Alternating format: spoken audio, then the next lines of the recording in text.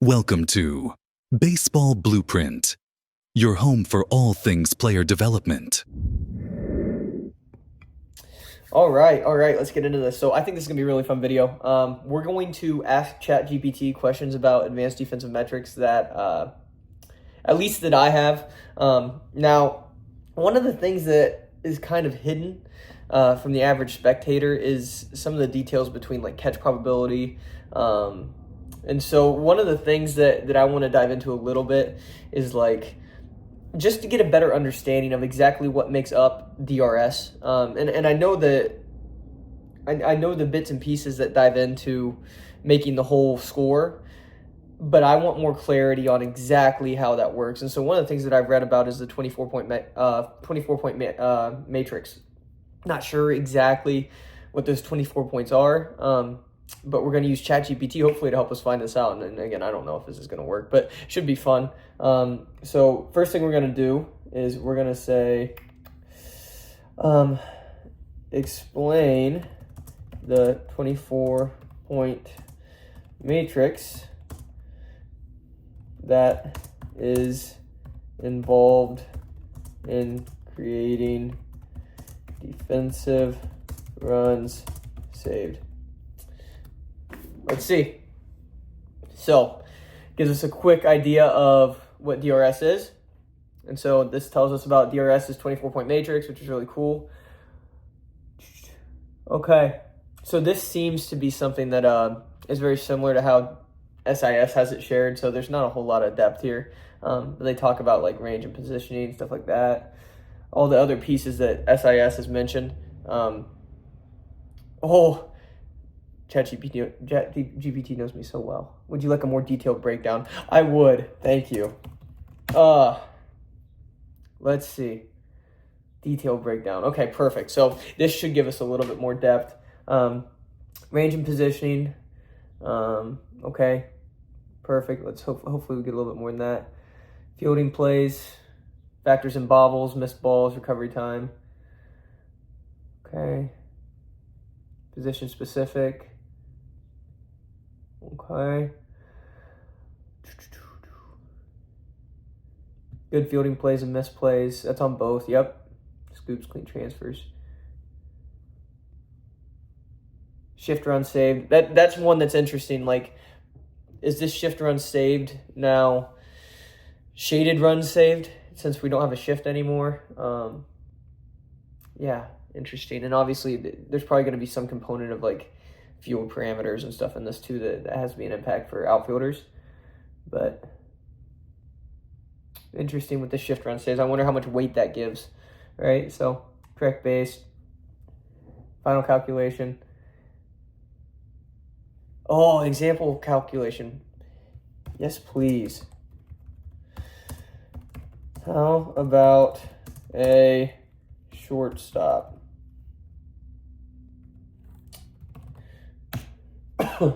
Okay. So let's look. Okay. Player X, range and positioning. Okay. Oh, I see. Yeah, and so essentially it takes all these factors and then gives you a score, and then you're taking the sum of those scores.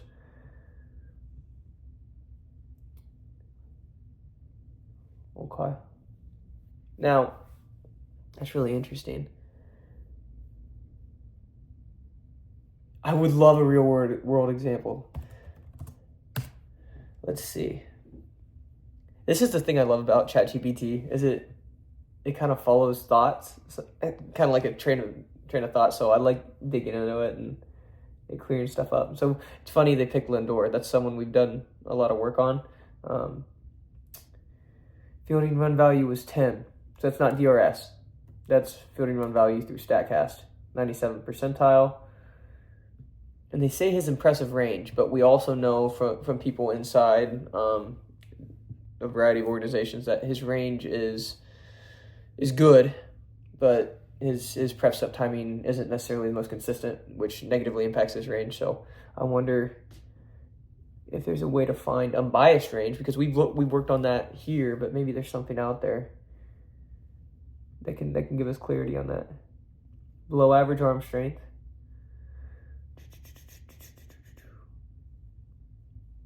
Very cool. It's New York Post. So I do like that it gives you the source too. What's another one we should look for? Ooh, let's do is there an advanced defensive metric for unbiased range? Maybe unbiased is the wrong word. An advanced defensive metric that calcu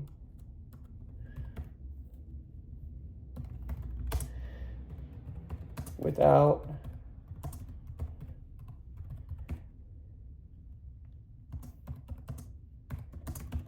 player gets in. Oh, now why would you ask this question? Well, for starters, like a lot of range scores can be biased based on like arm strength or any number of factors. So what can we do to get a clear idea of what that looks like? And so this is one of the issues about because it kind of open source scrapes Google for answers is how ChatGPT works. So OAA, we know, is not our best pure range metric because there are people have their own range metrics, right, that are much more clear. OAA is about the out. The out is the end goal. But that being said, it can be a little biased. So what does it measure? Well, the ability to cover ground based on where the ball was hit and the likelihood of making the play. Well, it says, unlike DRS, OAA does not consider whether the play resulted in an out. It simply tracks how difficult the play was based on starting position, reaction time, and sprint speed. We know that not to be true. Like if you convert an out on a play where it's a really low percentage of out conversion, you get bonus. You get a score that's bonus, right? So you still get credit for not getting an out, but it's not necessarily the best. So range factor per 9 innings, I believe this is an older, and along with the ultimate zone rating, these are both older, either fielding Bible or SIS statistics. And to be honest with you, these might be, I think UZR might be something that Bill James tossed in there. Maybe range factor was him. We've talked about this before. Check out some of my previous videos if you wanna dig into these two. But essentially, it's how many putouts you can create. Again, out bias is there, so it still relies on out being recorded, stuff like that. So UZR, which is something I really like the idea of, and like they said, it's older but useful. It's not as precise for sure, right? And we talked about to Mark Simon about this, like you're using zone-based stuff, right? Which they have a playability matrix within the 24-point matrix. That is essentially 24 zones that are added in. That has, I don't know, different weights, I guess, depending on where the player starts. So it is still zone-based, a lot of DRS stuff. So interesting that OAA is our best pure range metric. Now, what if we asked ChatGPT what advanced defensive metric they would use or they would trust most to evaluate a defender's performance? Okay, let's try that. What advanced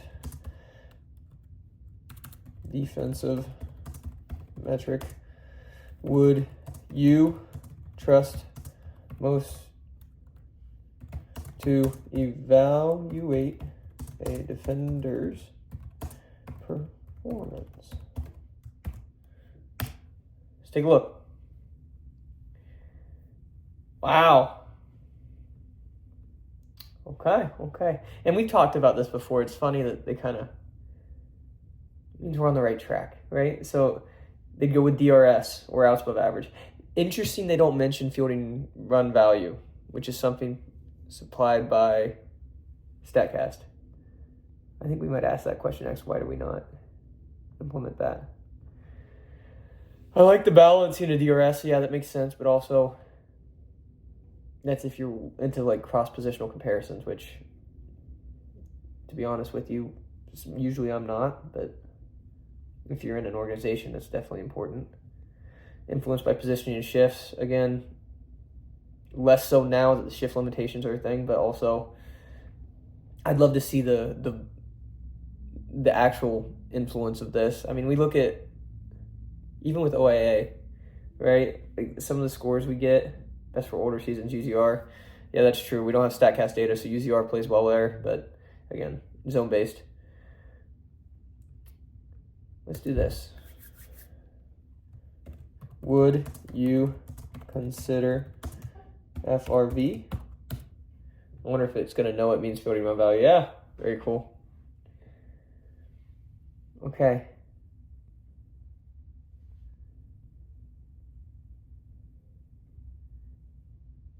Okay, so interesting it didn't pull this up first. So FRV is the sum of multiple defensive stat components. So I'm assuming, in my opinion, from what I've read about FRV, this is the essentially StatCast version of DRS, which is pretty cool, but also it seems like it's evaluating the same stuff. And so if they're both doing things correctly, the FRV and the DRS should match up pretty evenly, which they usually do, but very similarly to looking at like an OAA versus DRS. There are definitely other areas. So let's look here for how FRV compares to other metrics. I wonder where they got this graphic. Full defensive impact, most complete modern metric, DRS, great all around. This is so simplified. I love it, and that's one of the reasons why I love ChatGPT. For those of you guys who like are hesitant to use this stuff, it organizes thoughts so well, right? I mean, we look at what we could use these for. Historical comparisons usually are perfect. OAA, pure range, and again, there's other things we can use, but interesting. DRS, great all-around stat, but shift heavy, so we know there's going to be a shift bias, stuff like that. And then FRV, most complete modern metric. And again, I'd love to look into the thought process of the people that are, I guess, creating FRV or managing that. Like, how much of that is going to be dependent on, like, video scouting? Because I know there's video scouts who work with DRS a lot because you get different weights for, like an extremely difficult play versus like an easy play that you mess up, stuff like that. So there's different weights there. And I think that's one of the main reasons why DRS varies so heavily from FRV and OAA. And not to say it's super heavy, but to be honest with you, I think if FRV is something where it's making an attempt to be its own kind of niche, right? And it's excluding those video scouts. I don't know if that's something we need right now is video scouts. It might be. I don't know enough about that process. But if it's taking our StatCast data and our Hawkeye data that we have, and then like pinpointing these players, I would hope DRS is doing that as well. From what I've gathered, they are, but they're still using like certain zones and more difficult zones and stuff to evaluate like likelihood of catch probability and stuff like that. Whereas FRV is taking very similarly to DRS, the launch angle, exit velocity, and individualizing the positioning by not zones, but essentially common plays, and saying, okay, if this player's playing here, this ball's hit here at this launch angle, this direction, what are the chances that someone has made this play in the past? If it's 0, then when you make that play, it's 0.99 to your total, right? Or this play's made 99% of the time, you mess it up, here's negative 0.99 to your total. So why would I trust FRV the most? Yes, if I wanted a single all-encompassing stat, I'd probably trust FRV over DRS. Here's a question that I got a lot, like why the differences between the two scores. Let's ask it like this: if DRS and FRV are so similar, why do the scores for these vary from player to player? Let's see. Methodologies differ. All right, let's take a look. DRS is based on manual video tracking and play-by-play analysis, kind of like what we just mentioned. FRV is StatCast tracking data, real-time player movement, ball trajectory, advanced modeling. So it doesn't seem like FRV is using any video scouting, and they're only relying on StatCast tracking. Whereas DRS is like the main essence of it is the video tracking and the play-by-play analysis with the data collected by SIS. So let's dive into this a little bit. So I'm assuming,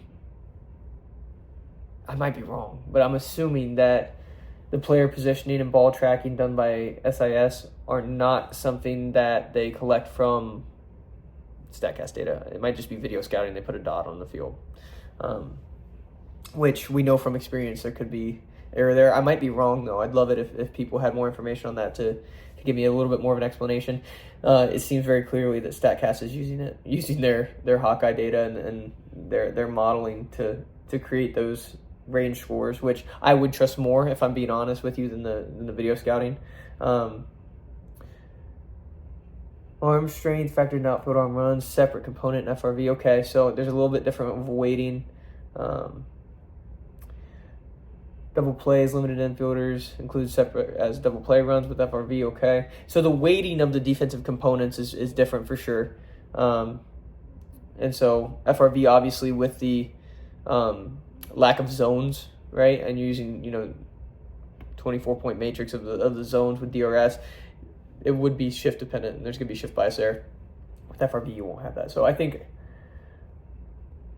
it's interesting, right? I mean, if you have a spot in a zone that's a really low catch probability, but the player's playing there, yeah, the difficulty of the play is going to be low, but he's going to get high point value because of the shift value, right? So there's going to be bias from like teams that shift better versus teams that shift more poorly, which that's great to know, but I don't know if that should be directly applied to the player's performance, right? I mean, a lot of the time your shifts are being dictated by forces outside the individual player's control. You might be moving with the defense, stuff like that. Individual fielder movement, player's actual reaction, athleticism, and we also know from talking with people in the space, like the player's reaction time can be really swayed by the techniques that we're seeing now with post-contact landings and stuff like that. Again, more often than not, the player's not moving directionally too much. It's more up and down, right? So it's not like he's trying to gain ground in a certain direction during his prep step. There are some other moments, like specific moments, where you might be trying to beat a shift, stuff like that, as a defender and try to get through a limitation. But for the most part, that's interesting that it talks about player's actual reaction time. It's really hard to evaluate that in a true way, because there's so many different techniques being used. If you're a grounded mover, your reaction time is going to look completely different to if you land at contact with your prep step, or if you land after contact with your prep step, stuff like that. So that would be something that I'd be worried about a little bit from the individual fielder movement standpoint. Who knows? And so, for example, a shortstop with elite range but bad positioning may have a high FRV but lower DRS because DRS credits positioning, whereas FRV doesn't, right? So outfielder who benefits from great team shifts may have a higher DRS than FRV, since FRV credits raw skills rather than positioning. Okay, we know sample size is a problem. We've already talked about the shifts. Let's see if they'll give us some examples of players who have differing scores. Play classification differences I do want to touch on, though. DRS uses past play tracking, which makes sense. So FRV uses real-time tracking. That might slightly make the play probability a little bit different, but yeah. So again, there's a difference between what one would be an expected out versus low probability play, stuff like that.